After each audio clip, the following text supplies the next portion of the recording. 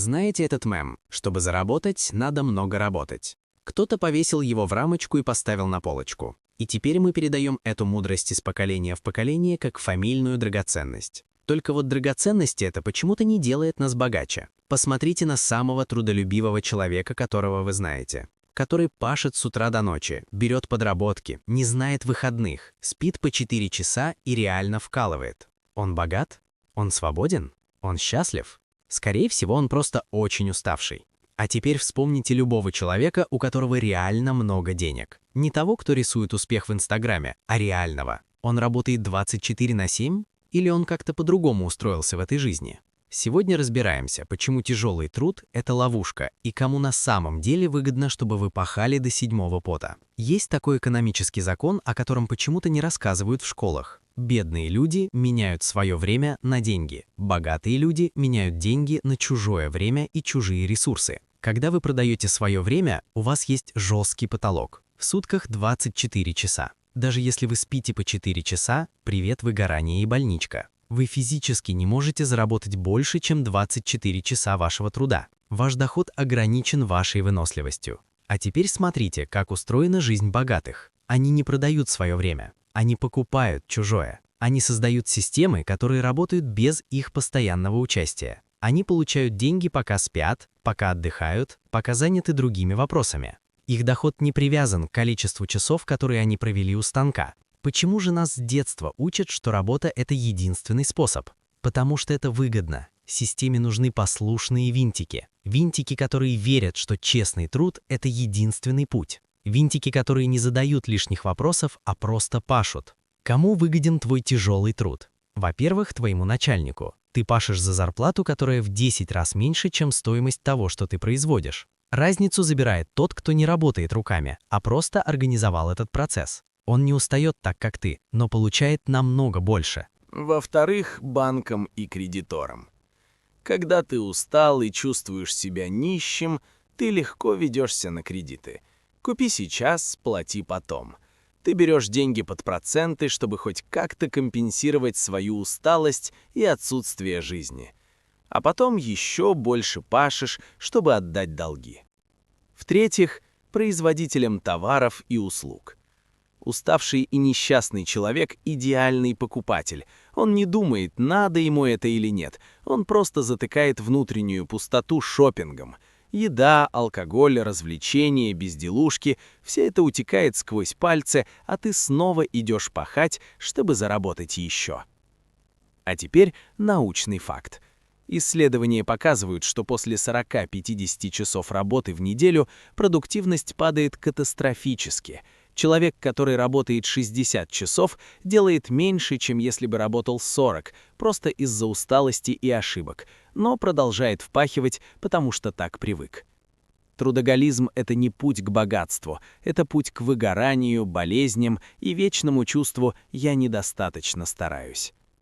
Так что же делать тому, который не хочет впахивать 24/7, но и жить на пенсию не планирует? Правило номер 1.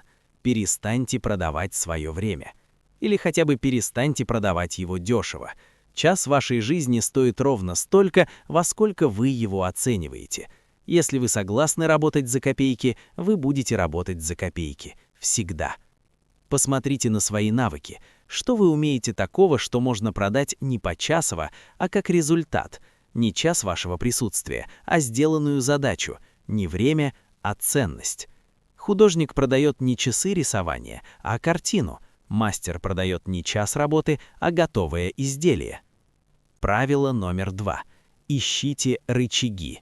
Рычаг – это то, что умножает ваши усилия. Один раз сделали, много раз получили. Что может быть рычагом? Обучение других людей. Вы учите, они делают, вам платят. Инструменты и автоматизация. Программа делает работу за 100 человек.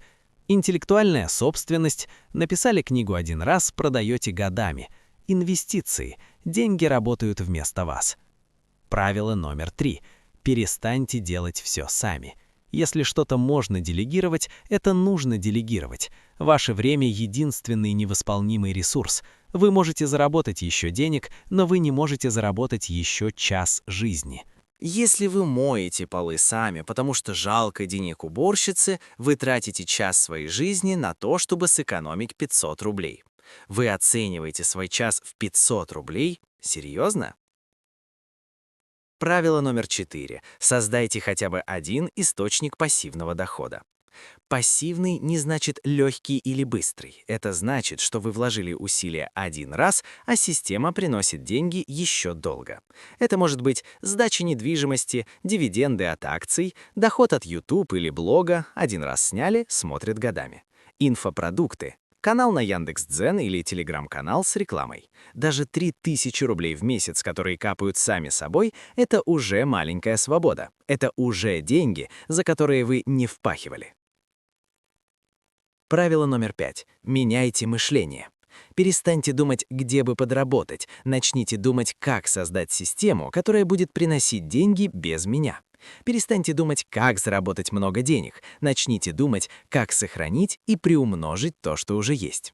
Бедные думают о заработке, богатые думают о сохранении и инвестировании. Потому что если вы заработали 1 000 000 и потратили, вы все еще бедны. Если вы заработали 200 000 и грамотно их вложили, вы уже богаче. Правило номер 6. Окружите себя правильными примерами. Если ваши друзья жалуются на маленькую зарплату и обсуждают, где подешевле купить колбасу, вы будете таким же. Это неплохие люди, но их мышление заразно. Найдите тех, кто уже живет по-другому. Читайте книги про финансы, смотрите интервью с предпринимателями. Не чтобы копировать, а чтобы увидеть, есть другие варианты. Деньги любят спокойных, расслабленных и умных. Они приходят к тем, кто умеет создавать ценность, не убивая себя, кто умеет считать не только доходы, но и расходы, кто понимает разницу между активом и пассивом, кто не путает труд с результатом.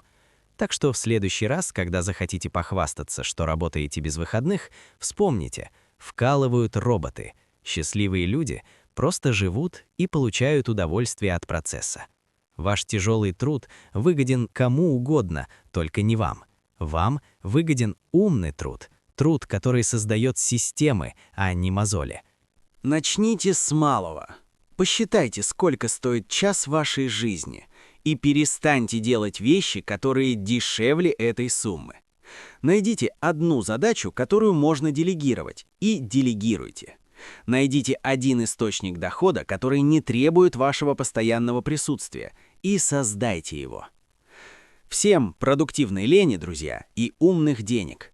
Увидимся в следующем видео.